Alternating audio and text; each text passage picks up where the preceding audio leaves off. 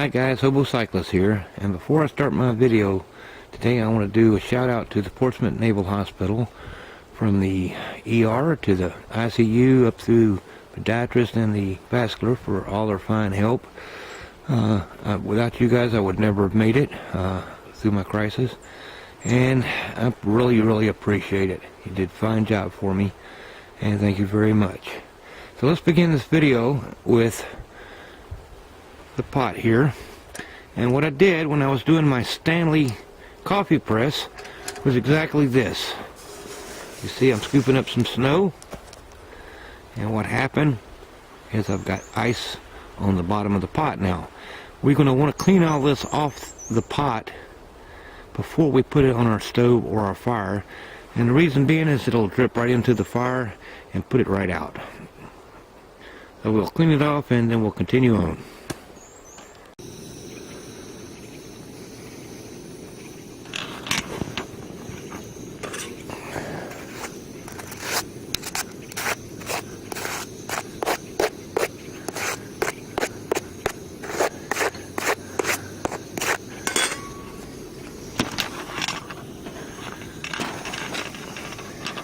If you noticed, I didn't fill the pot all the way up to a heaping amount.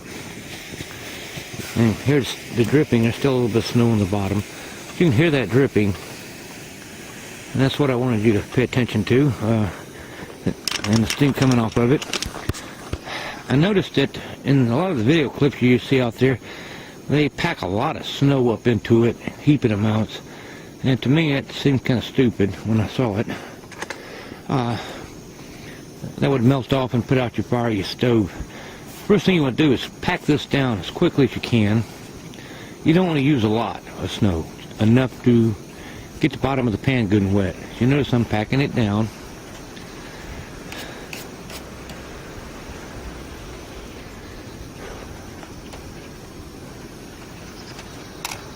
Turn my fuel up a little bit. Alright, there we go, we're good. And it takes about a minute or two. Aggressively go after it, don't let it just sit. Snow has an insulation quality to it. It's the air in between the snowflakes, or snow crystals, whichever way you want to say it. See, I've got it going here.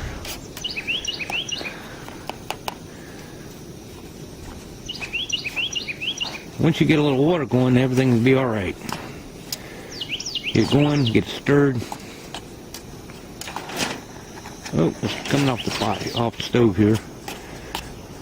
And so one thing I do wish that they could figure out a way to make a non-skid surface on the stove so that the pots don't move. Alright, see, I've got the water going here. And you saw how the snow stuck. Let me get that trash out of there. Alright, you see how quickly that melted down. My tip here for this is not to use your pot again to dip into snow. Now that you've got some water going, is take your lid, if you've got one, and add the snow slowly but surely. Let's get another scoop here.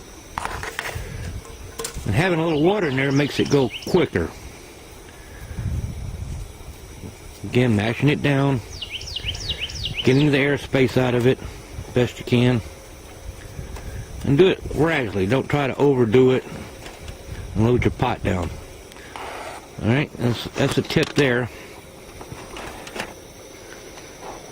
I got my pot level again. You can see it's quickly melting back down again.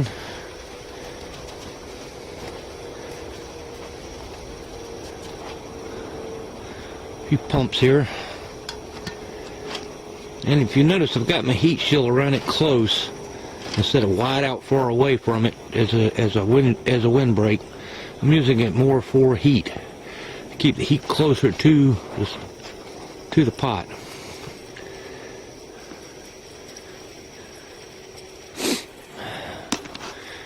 Be back in a second with some more of this.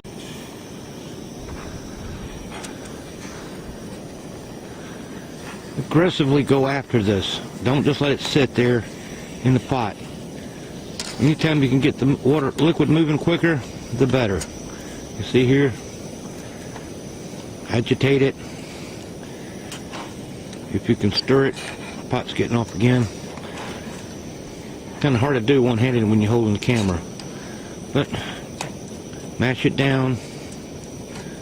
Get it stirring as quickly as you can.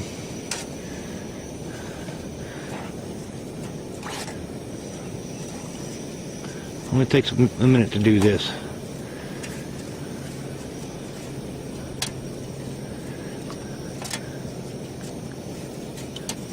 As soon as you get it down to a liquid again, get you another scoop of snow and add to it.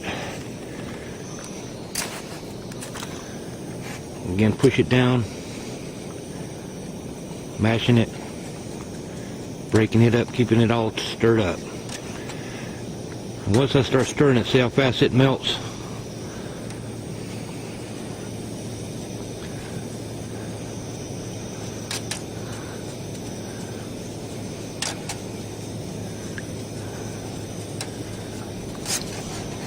And see, it's even my spoon's frozen.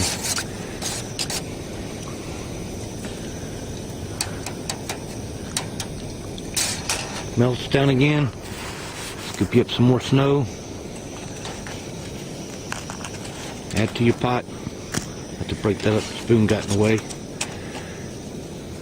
Mash it down, get it in there. Get the air space out of it so that it dissolves quicker. Stirring again.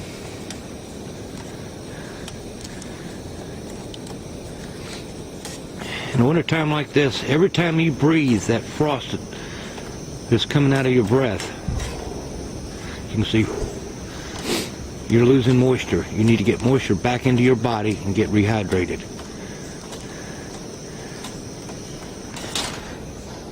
More snow.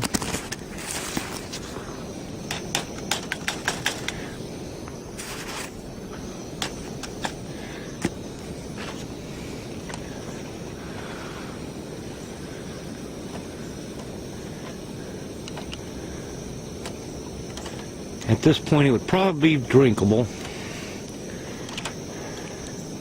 if you had to really drink it. I would get all the little crusties that float in it out, though. Even though they say it's pure as driven snow, it does have debris in it. If there's any type of seeds in it, get them out. I think you can see that right there, little seed. You never know what that seed might contain in it. So we can go one more scoop here. Oop! That didn't work so well. Let's get another scoop. As you can see, it quickly freezes down, dissolves out once you get going like this. Stir it. Get the temperature even into the pot. Hopefully you'll never need to use this technique, and that you'll be able to be in a good warm place and not cold like this.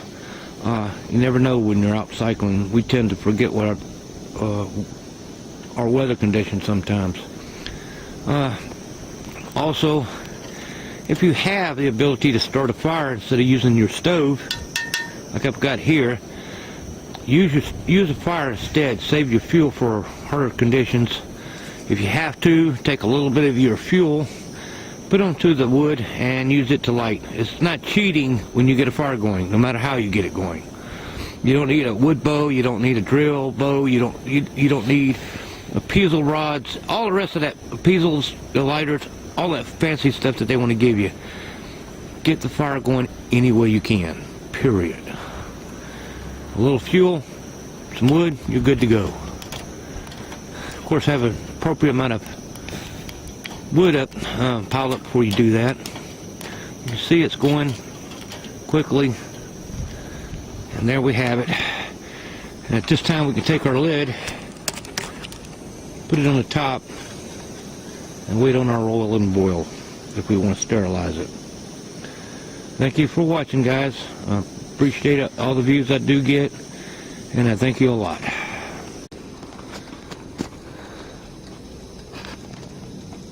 Also, guys, another tip that might be useful for you if you find yourself in this condition is any water bottles you may have, put them in your sleeping bag, as long as they're drip proof, there's no leaks coming off of them, to preserve your water that you do have. Water is very important, especially even in the winter.